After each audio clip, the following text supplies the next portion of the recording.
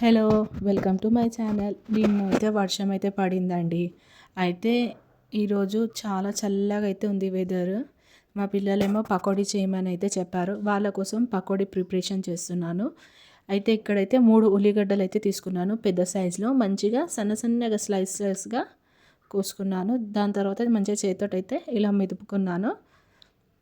దాని తర్వాత 1/2 కప్ శనగపిండి అయితే తీసుకున్నాను.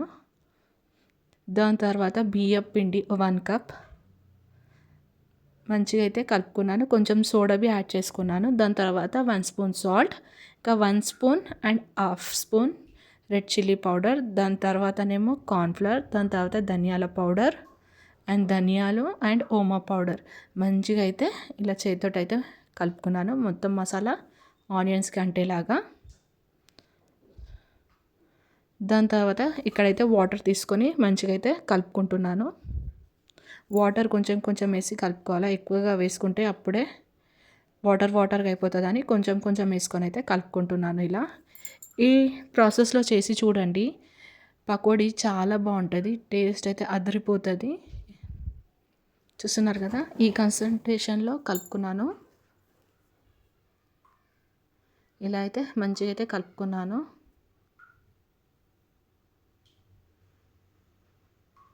ఇక్కడైతే నాకైతే ఉప్పు గిట్ల అంతా కారం అంతా మంచిగా కరెక్ట్గా అయితే సెట్ అయిపోయింది.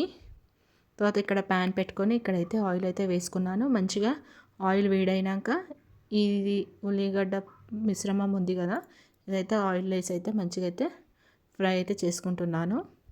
ఇది సిమ్ ఫ్లేమ్లో అయితే ఫ్రై చేస్తున్నాను. లోపల కొంచెం పచ్చి పచ్చిగా ఉంటుందని సిమ్ ఫ్లేమ్లో ఫ్రై చేస్తే మంచిగా లోపలంతా మగ్గిపోతుంది.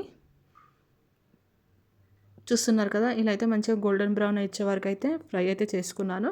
ఇలా అయితే నేను 3-4 టైమ్స్ అయితే మంచిగా ఫ్రై అయితే చేసుకున్నాను.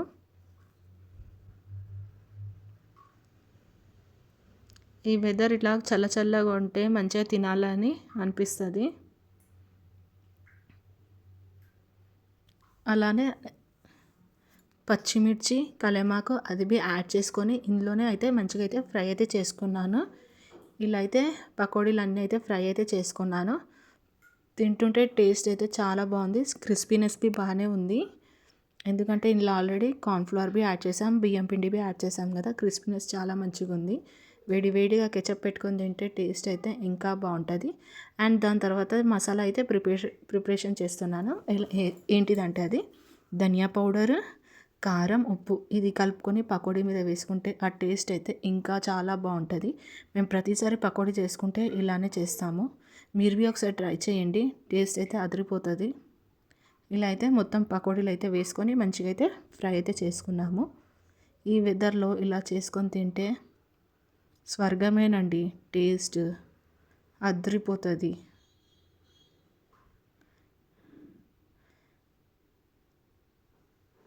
ఇలా అయితే నేను చేసుకున్నాను.